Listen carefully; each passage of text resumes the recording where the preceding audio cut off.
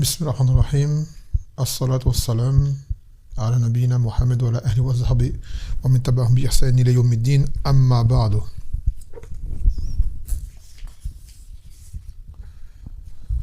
عندك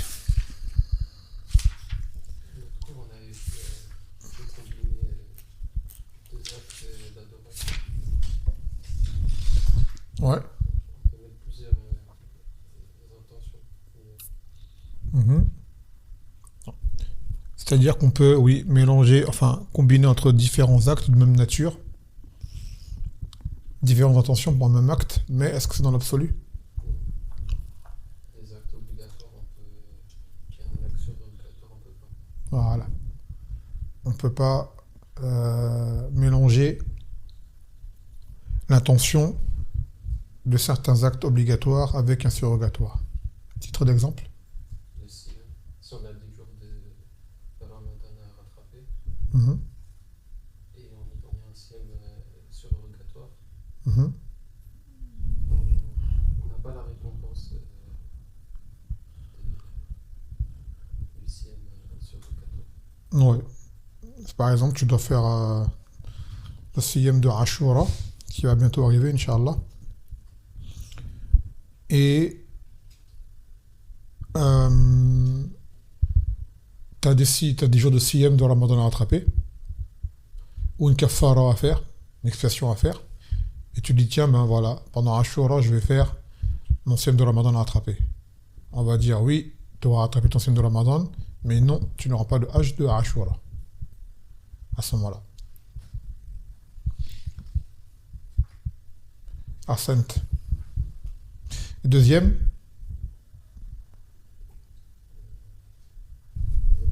Le shroud, Ahsant, al-mashroul la yushral. quand on est occupé. Quand un droit est pris pour une chose, on ne peut l'utiliser pour autre chose. Exemple?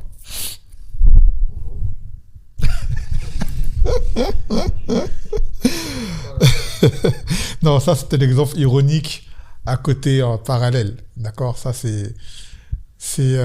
voilà. Moi je veux le concret de la règle. Pas l'exemple ironique. Par exemple, on fait salat, on fait la salat. On est sans prendre la faire et on prévient. Tu l'as compris? Par exemple, en fait, je sais pas. Quand un terrain il est à Waqf, il est dédié par exemple on avait dit la construction d'une mosquée, on ne peut pas vendre le terrain ou Voilà. quelque chose. Un terrain était dédié pour un acte particulier. Par exemple, tu as dit ce terrain-là, c'est pour un waqf. Donc, à partir de ce moment-là, tu ne peux pas vendre ce terrain. Ou l'utiliser pour autre chose que cela. Quelqu'un veut dire, on a fait un waqf pour une mosquée, quelqu'un veut faire autre chose par-dessus. On dit non, c'est pour une mosquée.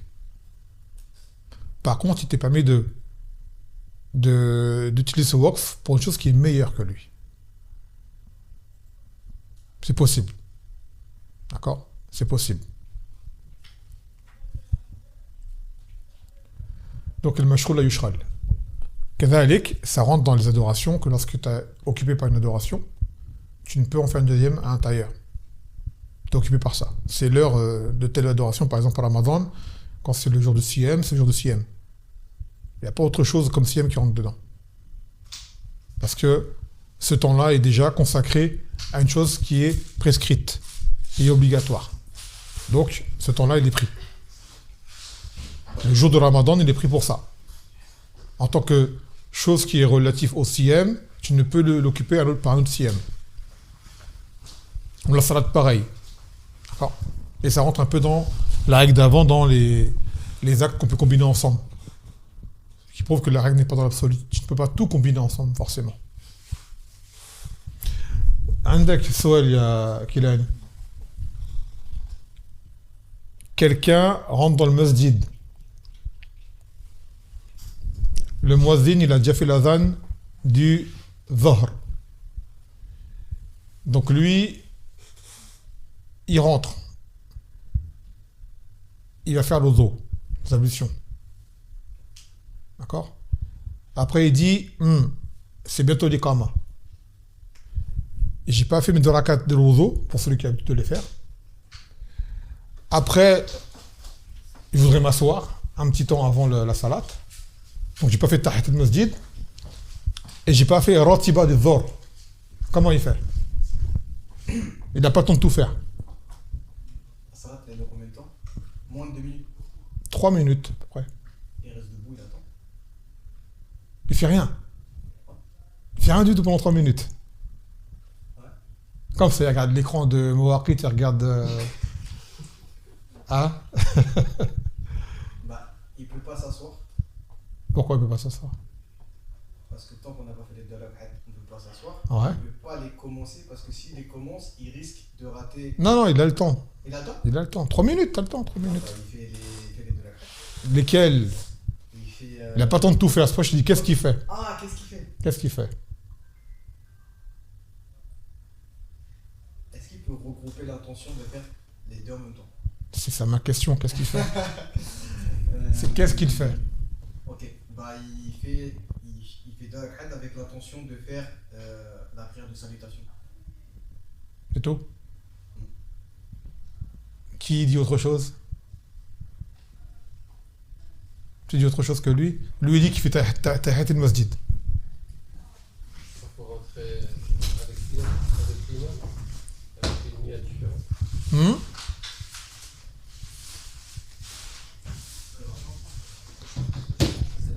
C'est le desk qu'on a fait la dernière fois. Hein. Pour rentrer avec l'imam, avec une niya différente. Là, laisse l'imam. Là, on parle du temps là, qu'il a. Il a un temps qui est libéré avant que la salat elle commence. Je t'ai mis le cas de figure, je t'ai mis en situation. Et là, il a un laps de temps qui est libre. Qu'est-ce qu'il fait?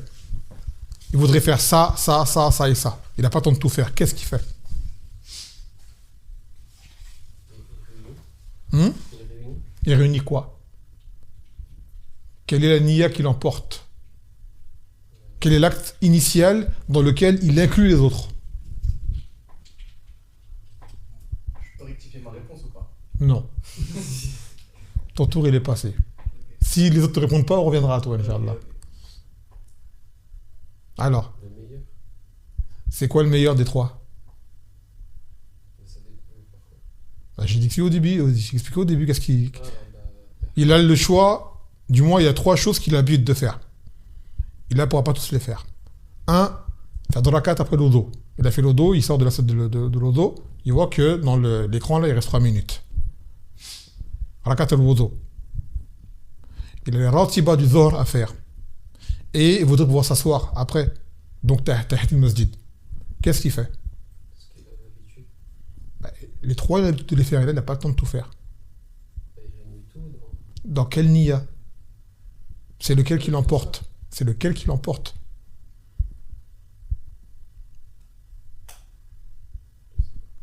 Moi j'en dirais Ratiba Naam. Naam, tout simplement. Il fait ratibat al-Zohr et ça suffira pour le reste. Et comment? Il fait les 2 rakats du Zohr et ça va englober le reste. Parce qu'il aura fait 2 rakats pour le wudu, ça rentre dedans. Il aura fait 2 rakats. Et il aura fait 2 rakats pour s'asseoir. Ça rentre dans le ratibat al-Zohr. Donc il fait le ratibat al-Zohr et ces 2 seuls rakats suffisent à combler les autres. Il peut s'asseoir après. C'est tout. Voilà. فهمت؟ طيب.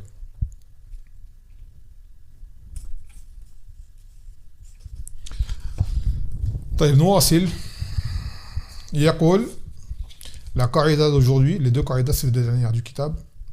Man adda ma wajaba ala akhihi allahu mutalibatuhu bihi. Celui qui aura rempli une obligation pour son frère, et là on parle d'une obligation matérielle, est-ce qu'il a le droit de demander un remboursement? يقول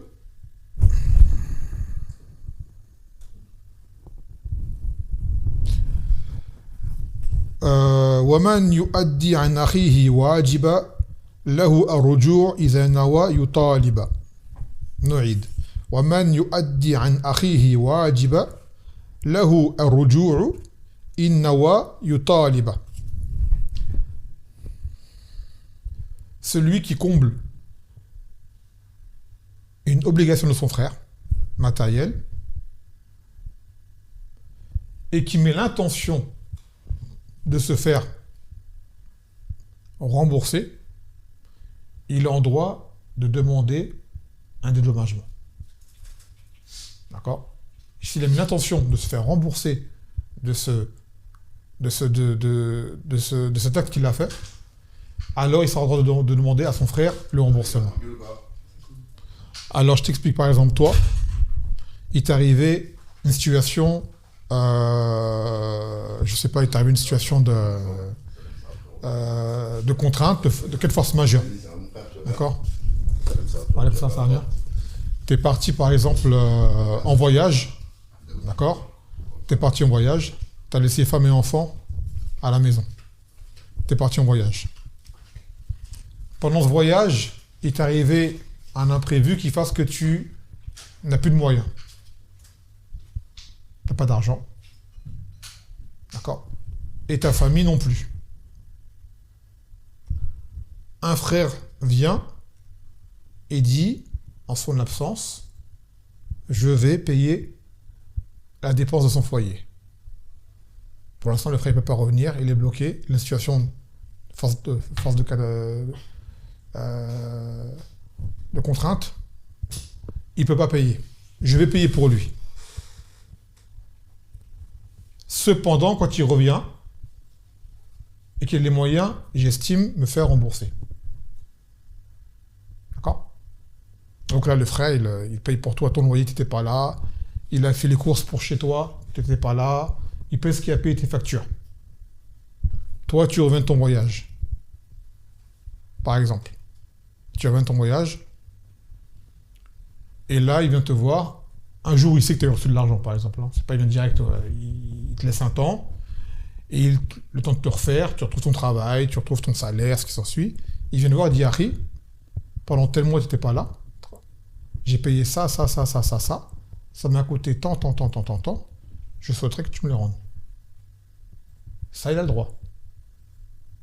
D'accord? Toi, tu dis pas non, je t'ai rien demandé et tout. Non. Même s'il n'a pas ta permission et qu'il l'a fait, que c'était une obligation que tu avais à faire, tu ne t'es pas en mesure de le faire, il l'a fait pour toi, avec l'intention de récupérer par la suite. C'est pas une sadaka qu'il a fait. Il a juste voulu t'aider. Mais là, quand il a tout payé, il s'est dit, je vais payer pour lui, mais je souhaite que par la suite, il me rembourse. À ce moment-là, il lui est permis de te réclamer de le rembourser. Et tu dois le rembourser. D'accord? Ou tu avais une dette qui arrive à son échéance. Tu n'as pas les moyens de la payer. Pareil, un frère vient et le compte cette dette-là, que ton échéance, elle arrive à son terme, tu ne peux pas la rembourser. Il va rembourser cette dette-là. Avec la niya que toi, tu lui rendes par la suite. D'ailleurs, à la base, tahwil ad-dayn, c'est une chose qui est permise. De transférer une dette vers quelqu'un d'autre. Par exemple, toi, tu me donnes de l'argent. Et je te demande l'argent, tu ne l'as pas. Abdul Wahhab vient et dit, c'est bon. La dette, c'est moi qui l'endosse. D'accord? À ce moment-là, la dette est toujours là, mais ce n'est plus toi qui dois la rembourser, c'est lui. D'accord? La dette elle est transférée. Ou alors, autre cas de figure, pareil, tu as la dette, et Abdul Wahhab te donne de l'argent, à toi. La même somme. Tu dis, ben voilà, moi, l'argent, je ne l'ai pas, mais tel frère me doit la même somme, si tu acceptes, c'est lui qui va te rembourser.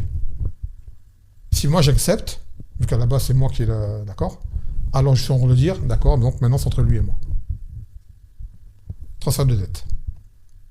Donc là, on revient au cas du ders. Un frère vient, te rembourse ta dette avec la niya que tu le rembourses par la suite à lui.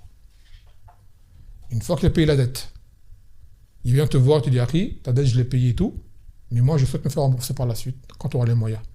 Tu dis pas, non, moi je n'ai rien demandé, non. Car cette dette était une obligation.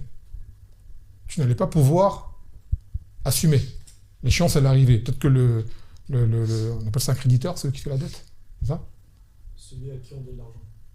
Celui qui a donné l'argent, comment on l'appelle? Je crois que c'est créditeur. C'est créditeur, hein, voilà. Le créditeur, lui, il dit non, moi je veux mon argent tel jour. On s'est mis d'accord, tel jour, tu me rends mon argent. Bah, je sais pas, on dit que par exemple, je sais pas, c'est pas un frère, c'est une infrastructure.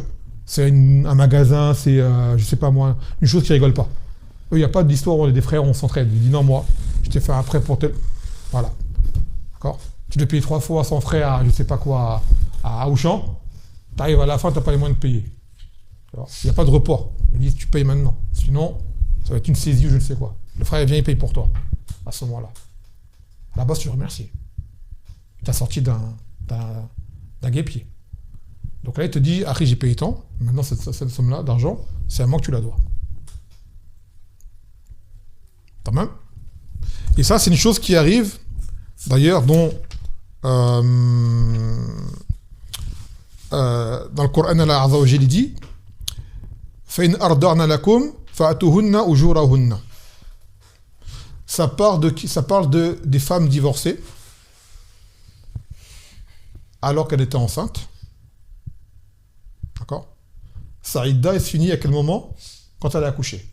Une femme enceinte qui se fait divorcer, elle est en idda, c'est-à-dire en période de viduité, tout le temps de la grossesse. Si elle est en fin de grossesse, par exemple son mari l'a divorcée, et elle a son 9e mois, elle arrive à terme, dès qu'elle a accouché, il n'y a plus 3 cycles de règles. Déjà elle est enceinte, donc il n'y a pas de règles à ce moment-là.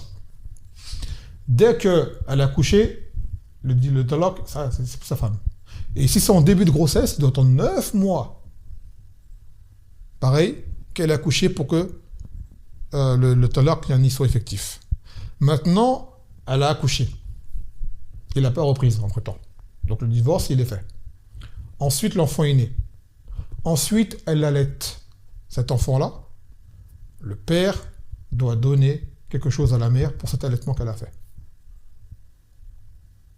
Parce que la dépense de l'enfant, elle incombe à qui? Au père. Et là, la mère, elle allaite l'enfant, mais cet allaitement, c'est pour l'énergie à elle. Parce qu'elle-même, elle mange pour elle-même. D'accord? Et une femme qui allaite, ça mange plus. Car elle se nourrit elle-même, elle nourrit l'enfant. Donc cette fatigue, cette haine qu'elle a, c'est du droit du père. Donc le père doit donner une compensation à la mère de l'enfant. Son ex-femme, tant qu'elle allaite, elle a droit à une pension d'allaitement. Sans compter le reste de l'enfant, les vêtements, ce qui s'ensuit. Mais tant qu'elle allaite, d'accord, le père doit également donner une compensation à la mère pour cet allaitement. Si c'était pareil, si c'était une nourrice, il aurait payé. Hein. Ben là, c'est pareil. Je parle de nourrice qui allaite. Hein. L'enfant est allaité par une autre femme, cette femme-là, tu vas la payer. À part si tu te dis, moi je le fais de moi-même, il n'y a pas de problème, c'est autre chose. Mais de base, d'accord, une nourrice, en général, tu donnes quelque chose en échange. Donc là, la mère, comme le verset le dit, si elle allaite l'enfant de son ex-mari qui l'a divorcé de la père reprise, cet allaitement est à sa charge. Tout comme s'il n'allaite pas, il faudra du lait pour l'enfant. Qui va l'acheter ce lait? Qui va l'acheter le lait? Le père. Donc, à même mesure, si la femme allaite l'enfant, ce qui va lui coûter à elle-même une consommation supérieure à ce qu'elle aurait fait pour elle toute seule si elle avait été une situation de base, sans enfant, ce qui sera rajouté, ce surplus, ce supplément, c'est au père de l'assumer. Donc ça c'est un dalil indirect, mais il amène à cela. Et dans le Coran, Allah dit Al-jaza'u al-ihsan illa al-ihsan. Quelle donc l'attribution de la bienfaisance, c'est la bienfaisance. Comme dans les cas précédents qu'on a dit tout à l'heure, un frère était en situation difficile, quelqu'un est venu le soulager par une aide financière, sans niya de sadaqa. Il t'a quand même aidé. Tu étais dans une situation dure, sur l'instant T, tu devais payer quelque chose, tu ne veux pas le payer, il l'a payé pour toi. D'accord? Donc il t'a soulagé. Même s'il demande que tu le rembourses, il t'a aidé. Donc lui, à ce moment-là, la rétribution, il a été bienfaisant, tu le rends, cette bienfaisance qu'il t'a faite, en le remboursant. Maintenant, cette règle-là, elle est valable pour les choses qui ne demandent pas de niyya. Comme la dette. Rembourser une dette, ça ne demande pas de niyya. La nafaqa pour la famille, ça ne demande pas de niyya, pour qu'elle soit valide. Demain, tu payes le loyer pour ta famille, t'as pas mis de niya, on dit pas recommence, repaye un loyer, t'as pas mis de niya. Non, ça y est, t'as payé le loyer. Juste à moins de récompense que si jamais t'as mis de niya, mais ça ne demande pas de niya. Comme une dette, t'as payé une dette, ça ne demande pas de niya. Mais, par exemple, une zakat que tu sors, ça demande une niya. Obligatoirement. Car t'as pas mis de niya de la zakat, c'est comme la salat. Tu dois faire le zor, t'as pas mis le niya du zor, la salat elle est invalide. Tu dois la recommencer. Demain, tu dois sortir une zakat pour une zakat à sortir. Tu sors à l'argent. Mais tu n'as pas mis la niya de la zakat. Tu dois la ressortir. Car là, c'est un pilier. Et parmi les choulots de la zakat, un niya. Comme la salat. Un niya. Comme le siyam. Il faut que tu aies une niya. Sinon, tu recommences. Donc, un acte qui, lui, est en demande de niya, là, on ne peut pas le faire pour toi. Quelqu'un ne pourra pas sortir une zakat pour toi. C'est lié à toi.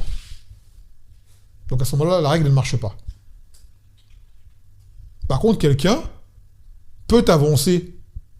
Par exemple, je sais pas, moi, tu es dans la même situation, tu n'es pas là pour payer ta zakat. L'argent que tu l'as, mais tu peux pas le donner maintenant. Tu dis à quelqu'un, avance-le moi, je te le rends. Là, je peux pas, là maintenant, j'ai un cas de force majeure qui m'empêche de sortir ma zakat. Sors là pour moi, pour pas que je sorte du temps, j'ai tardé.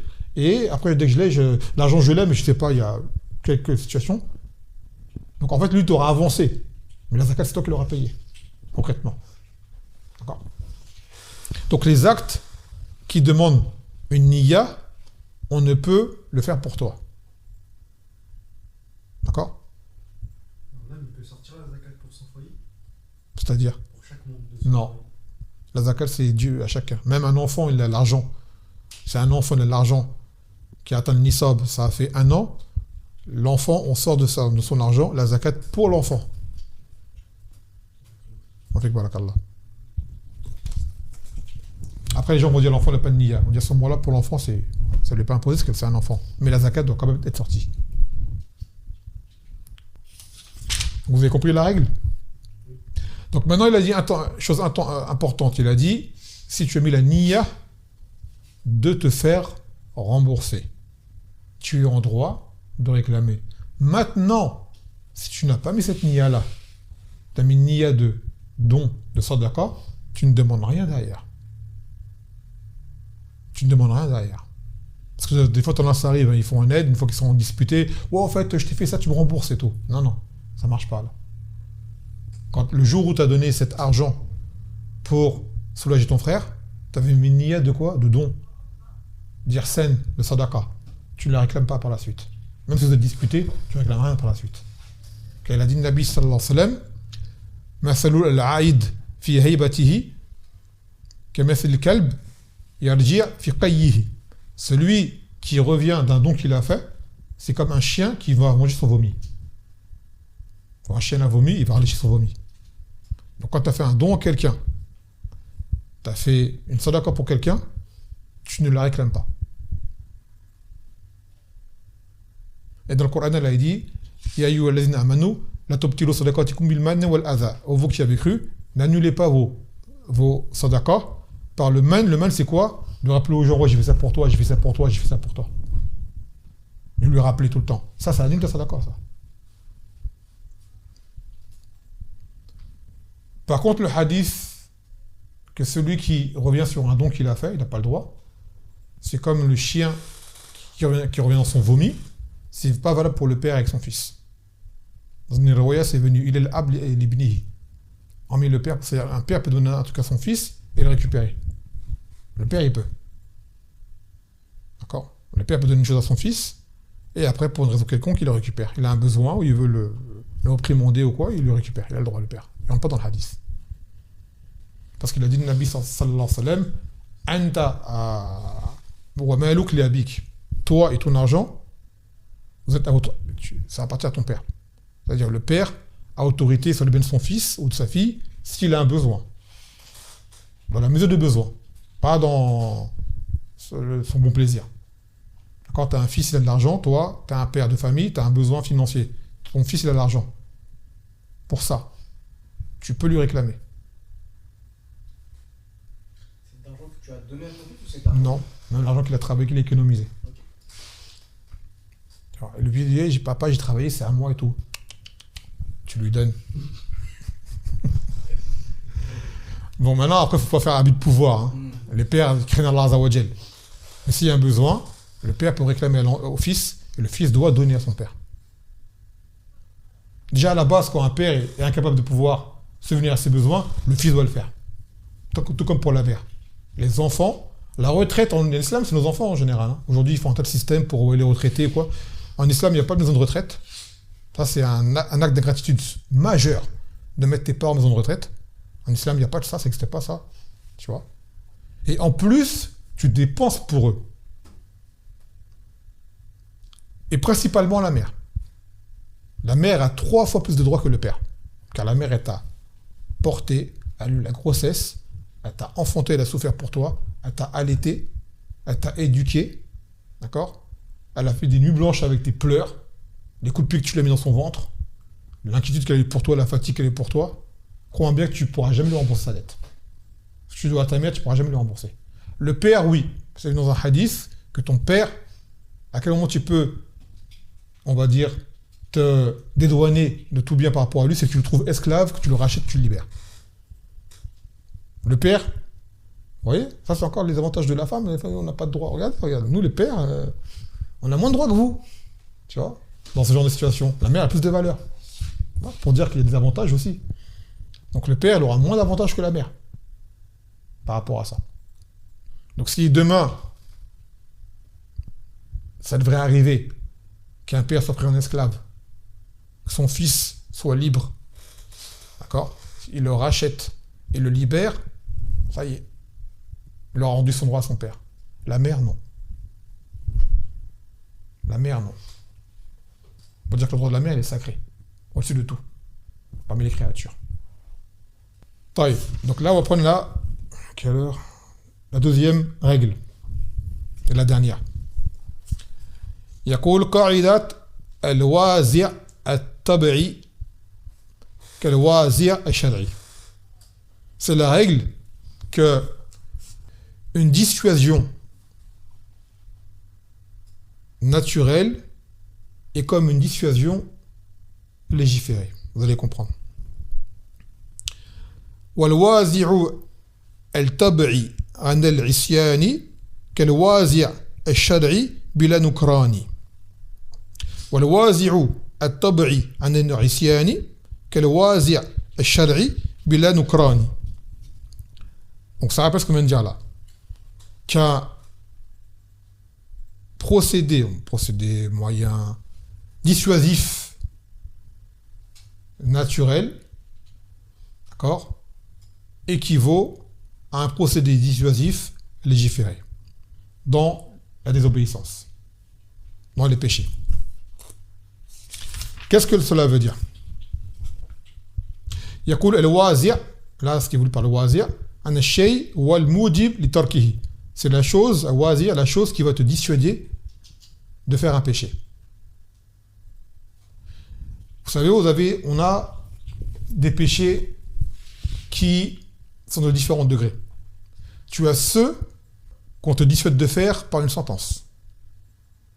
Ça, ce sont les péchés qui t'attirent le nafs. D'accord? Comme Allah Ta'ala, inna nafs la ammaratun bisu. D'accord? Que l'âme incite au mal. Tu as des péchés qui sont attirants. Comme il a dit le Nabi sallallahu alayhi wa sallam, anal nar hujibat bi shahwat. Que le feu était recouvert par les choses plaisantes. Donc tu as des péchés, ils t'attirent. Ce sont des tentations pour toi. Donc ces péchés-là, pour t'empêcher de succomber, il y a une sentence physique légiférée. Par exemple, voler, on connaît, pour t'empêcher de voler, car voler, ça peut être attirant de voir un bien comme si tu veux le prendre pour toi, c'est l'amputation.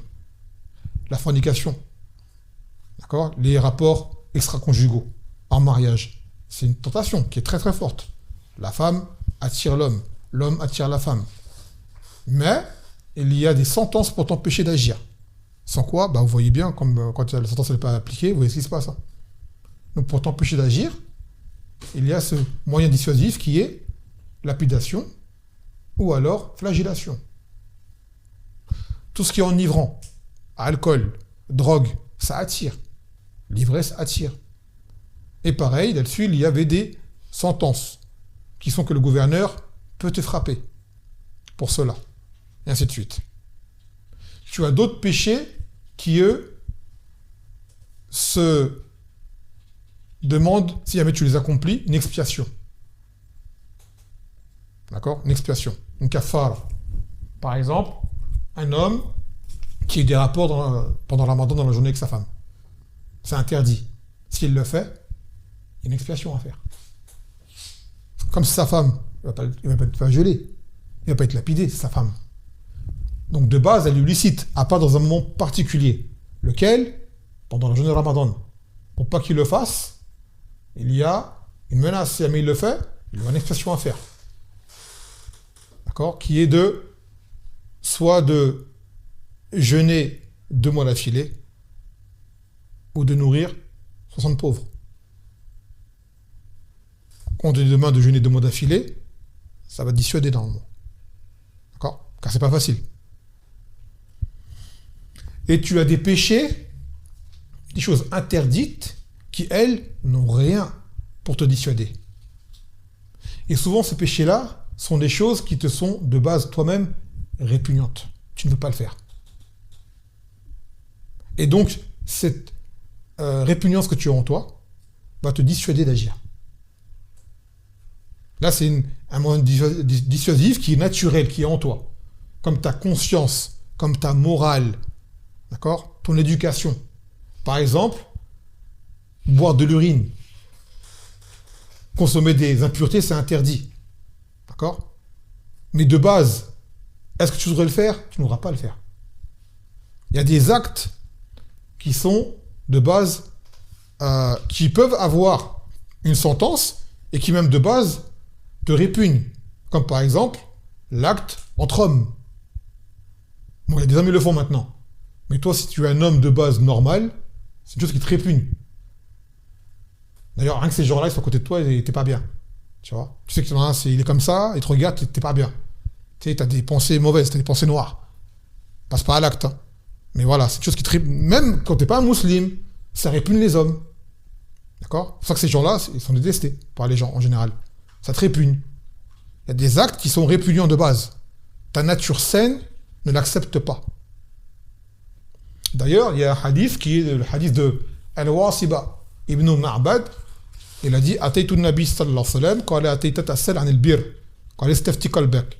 Al-bir ma tma'innat ilayhi al-nafs. Wa al-ism ma haka fi nafsika wa taraddad fi sadr. Il a dit, ce sahabi qui est parti voir le nabi sallallahu alayhi wa sallam, il lui a dit tu es venu pour interroger à propos de la piété, de ce qui est bon. Il a dit interroge ton cœur. Premier lieu. C'est-à-dire ton cœur, Allah Azza wa Jalla a mis en toi ce wazir tabi'i, on va dire cette conscience qui va pouvoir te permettre de distinguer des choses qui sont mauvaises, d'autres qui sont bonnes, qui sont mauvaises. Tu as des choses, tu ne veux pas les faire. Tu as mauvaise conscience de les faire, tu sens que c'est pas bien. Sans même qu'on te le dise, tu sais que c'est pas bien. C'est pour ça que le Nabi sallallahu alayhi wa sallam a dit à ce sahabi, en premier lieu, quand tu ne sais pas, demande à ton cœur, comment tu le sens face à cet acte? Tu le sens bien ou tu le sens mal? Si tu vois que ton cœur s'y apaise et qu'il n'y a pas de problème, c'est que c'est un bon acte, de base. Et si tu sens que tu ne te sens pas bien, tu as des remords, tu as des scrupules, c'est que c'est pas bien. Maintenant, ça c'est une base générale. Hein, parce qu'après, tu as des choses, si on les juge par notre simple opinion, on peut se tromper. Mais quand tu n'as rien du tout comme preuve, comme texte, tu te bases sur ton cœur, qu'est-ce qu'il va te dire? Cet acte-là, je ne le sens pas. Tu vois, je ne le sens pas. Parce qu'il y a des choses qu'on aime qui sont mauvaises, en fait. Et des choses qu'on n'aime pas qui sont bonnes. La religion va te le dire. Donc ce hadith-là, c'est une base seulement, c'est pas une règle générale. Sans quoi les gens vont dire j'écoute mon cœur, c'est bon, je vais faire ça. J'écoute mon cœur, non, je vais pas faire ça. Non, non, ça c'est quand tu ne sais pas. Tu arrives devant une chose, tu dis est-ce que c'est bien ou c'est pas bien? Fouille au fond de toi, tu vas le savoir. Et ça, c'est une chose que tout le monde a. Musulman comme kafir, la conscience. Tu as des remords, tu as des scrupules, tout le monde l'a. Après, t'as des gens qui ont fait tellement mal qu'ils ont tué leur conscience. Ils n'ont plus de morale. Ils font ce qu'ils veulent. C'est pour ça qu'il a dit le Nabi sallallahu alayhi wa sallam, Izelam tastahi fastan ma'ashit. Quand tu n'as plus de gêne, fais ce que tu veux. Tu vas faire ce que tu veux. Les gens qui n'ont pas de pudeur, ils font ce qu'ils veulent. Ils n'en ont rien à faire. Mais à la base, le musulman, il a sa foi, ses adorations, l'amène à alimenter sa pudeur, homme comme femme. Il y a des choses, il a une gêne, il ne les fera pas. Il a honte de faire ça. Homme comme femme. D'accord? Donc, ça rentre dans ce wazir tabi'i, cette chose en toi qui va te dissuader de faire tel acte. Autant tu auras des menaces religieuses qui vont te dissuader de faire un acte qui t'attire, et ben tu auras ce sentiment en toi de comment on dit, consciencieux. Voilà, tu es consciencieux, des choses tu vas pas les faire. Parce que la chose elle te répugne, ça t'a pas envie de faire ça. Allah il l'a mis en nous ça. D'accord? Il y a des choses, on va dire fais ça, non, je vais pas faire ça, c'est pas possible. Par exemple, je sais pas moi, agresser une personne faible. Par exemple. Déjà, agresser tout court sans raison, t'as pas à le faire. Même si c'est quelqu'un qui est fort, tu vas pas le faire. Mais encore plus, quelqu'un qui est faible. C'est quelque chose qui... T'es un lâche, t'es une crapule, t'es sans foi ni loi, on va dire tous les mots. Ça ne se fait pas. Agresser un enfant, agresser une femme, agresser une personne âgée. Ça ne se fait pas. Ou d'autres actes que des gens font, mais qui à la base, on va te dire, ça ne se fait pas. On va te dire, quel texte te dit? Au fond, toi, tu le sais, ça ne se fait pas. C'est incorrect de faire cela. Et normalement, une personne, d'accord, une personne de bonne morale ne peut pas faire ça. Ça la répugne de faire ça. Eh ben, ce wazir tabi'i que tu as en toi va t'empêcher, biznillah ta'ala, d'agir. Mais tu as déjà, ils sont arrivés à un stade, ils sont tellement dénaturés, ils sont tellement corrompus, que ce wazir, ça y est, ils l'ont annulé. Ils ne le ressentent plus. Ils n'ont plus de conscience. Belle, ils se réjouissent de faire des choses immondes. C'est vrai que tu as des gens, ils ont des penchants sexuels qui sont... Tu dis, c'est pas possible. C'est pas des humains. Tu vois. Autant tu peux être attiré en tant qu'homme par une femme par un homme. D'accord. Tu as des choses qu'ils vont faire. Tu dis, c'est même dans mon... On me l'aurait pas dit, je pensais même pas que ça existait, ce genre de choses. Que les gens, ils ont une attirance sexuelle sur des choses qui, pour toi, sont monstrueuses. Tu dis, c'est pas possible de faire ça. Et ben, t'en as, c'est ça qu'ils aiment.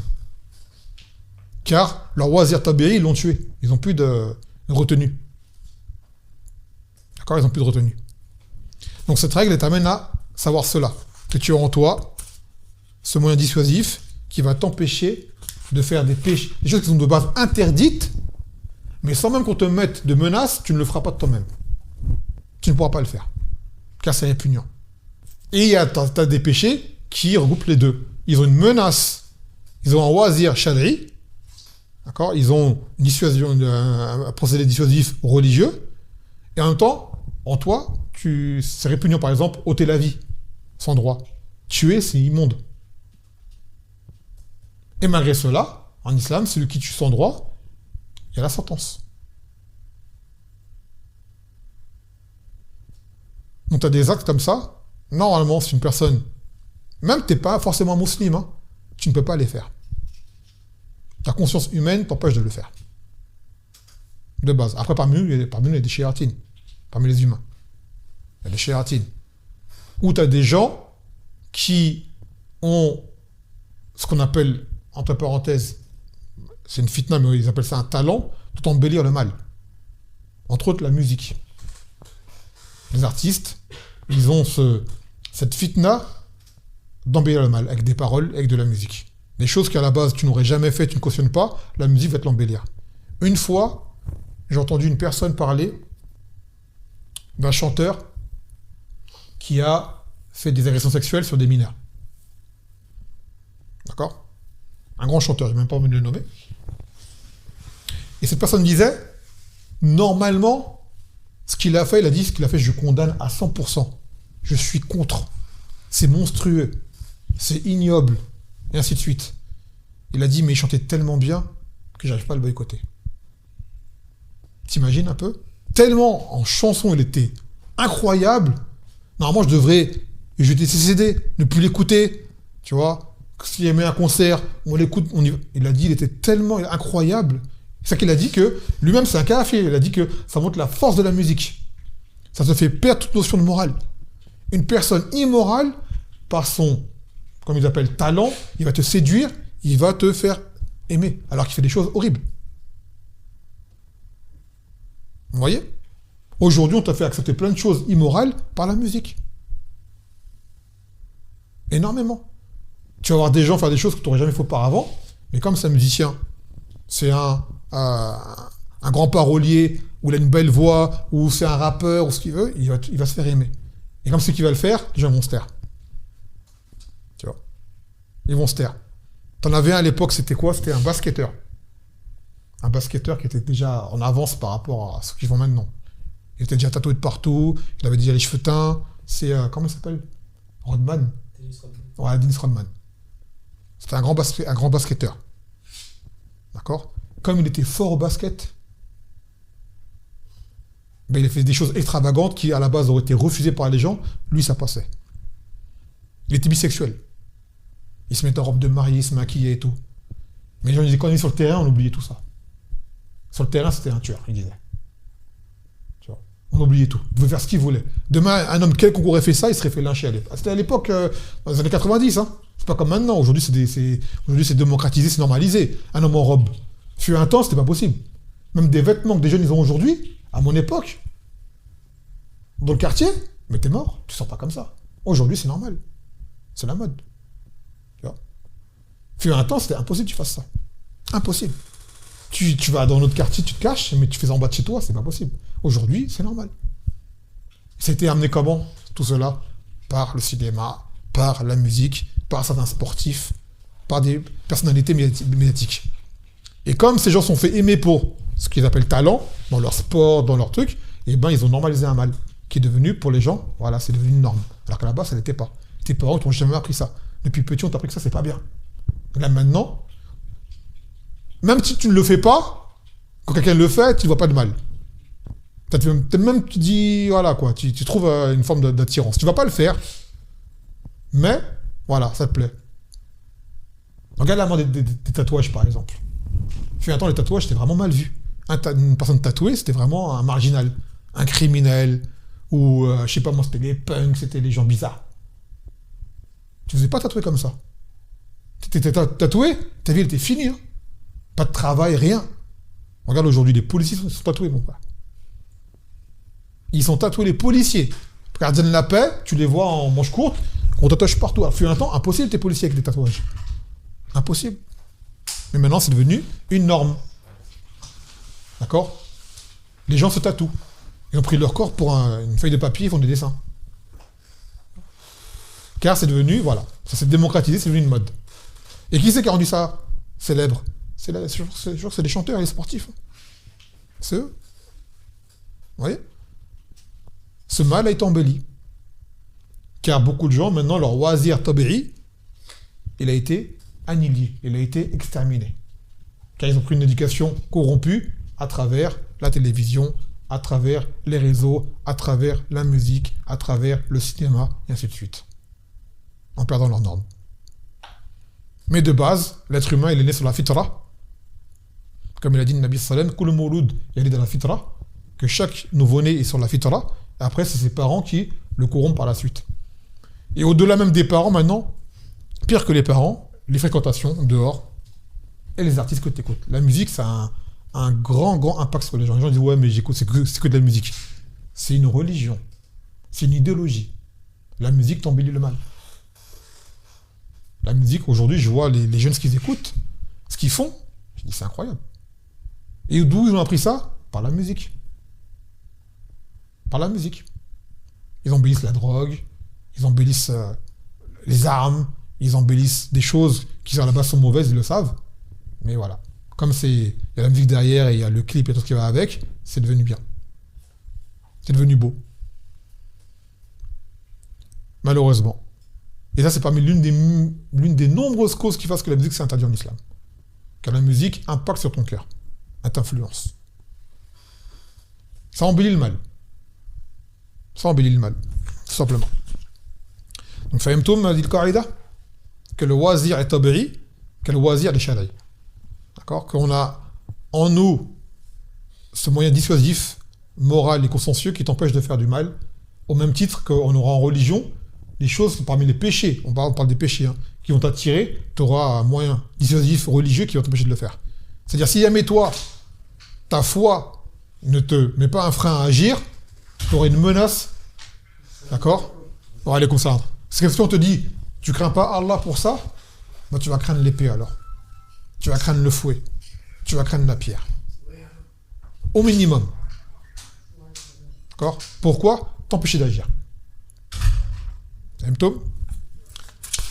Et après, attends. Je trouve plus la page où il fait les... Et il finit en disant Walhamdulillahi ala tamami fi al-bad'i wal-khitam wal-dawami thumma as-salatu ma'a as-salam sha'i' ala an-nabiyyi wa sahbihi wat-tabi'. Donc il finit en disant que la louange est à Allah pour lui avoir permis de clôturer, pour lui avoir permis de débuter et pour tout ce qui concerne, en toute continuité également, en toute situation en fait. Et après le salat et le salam sur le prophète sallallahu alayhi wa sallam, c'est quoi le sens de la salat sur le prophète sallallahu alayhi wa sallam? C'est quoi le sens de la salat sur le prophète sallallahu alayhi wa sallam? Sallallahu alayhi wa sallam, comment tu le traduis? Paix et salut d'Allah, ça soit sur lui. Non. Sallallahu alayhi wa sallam. Allah il invoque? Non. Allah fait la prière? Alors, comment tu le traduis? Il y en a qui le traduisent comme ça, hein, prière d'Allah. Ça, c'est une erreur. On répète souvent ça. Éloge. C'est ça. Salatullah ala nabi, c'est les éloges d'Allah sur son prophète. Allah ne fait pas la salat. La salat, c'est pas parmi les attributs d'Allah, c'est faire la salat. Le mot, il est là, mais concernant Allah Azza wa Jal, c'est un autre sens. Les gens le traduisent au mot à mot, ils font une grave erreur. C'est-à-dire qu'ils attribuent à Allah la prière. Allah ne fait pas la prière. Mais le sens de la salat d'Allah, son prophète, c'est que Allah lui couvre d'éloges. En fait. Donc là, il dit que la salat d'Allah et le salam soit sur le prophète, sur ses compagnons et sur les tabi'i. C'est qui le tabi'i? C'est le successeur Quel successeur? de la première génération du prophète sallallahu alayhi wa sallam. C'est-à-dire, décris-les-moi. C'est les Sahaba. Non. Pas les sahaba. Le tabi'i, c'est qui? Les pieux prédécesseurs. Non. Enfin, oui, ce sont les plus précédents, oui, mais c'est pas ça la différence dans tabi'i. Alors, Parmi les tabi'i, peut-être en a, c'était pas des pieux. D'accord? Peut-être bien, c'était pas des pieux. C'est une génération. Mais c'est quelle génération? c'est l'après, c'est le prophète sallallahu alayhi wa sallam. Donc, qui sont-ils? Comment tu me les décrirais? C'est la deuxième génération qui ont fréquenté les compagnons. C'est ceux qui ont vu les compagnons, mais qui n'ont pas vu le prophète sallallahu alayhi wa sallam. D'accord? Les tabi'i, ce sont ceux qui ont vu les sahaba, mais qui n'ont pas vu le prophète sallallahu alayhi wa sallam. Qui sont arrivés après. Et parmi eux, est-ce que toute personne qui a vu le sahaba et pas le prophète, c'est forcément un pieux? Non, parmi eux, tu avais les meilleurs. Mais parmi eux, tu avais aussi des gens qui étaient autres que cela. C'est pas tous les tabi'in qui étaient... Voilà. Tabi'in, c'est une génération de personnes. Mais bien sûr, majoritairement, c'était bien ces gens-là. Mais parmi eux, il y a des gens qui n'étaient pas aussi bien que les autres. Donc on peut pas dire que c'est tous des salaf salih, tous les tabi'in, non. Ah mais le sahaba, oui. Tous. Tous.